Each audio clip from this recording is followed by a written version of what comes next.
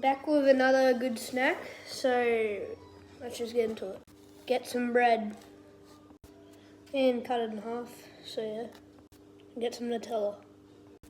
And get 2 Tim Tams. And we'll smash them. And get your crushed up Tim Tams and chuck it on the bread. And we're gonna chuck them in the toaster.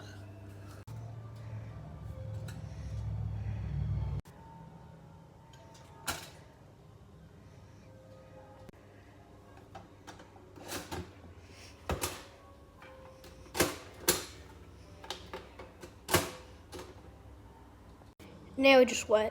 And here you go, the best snack ever. Well, in my opinion. Let's give it a try. It's good.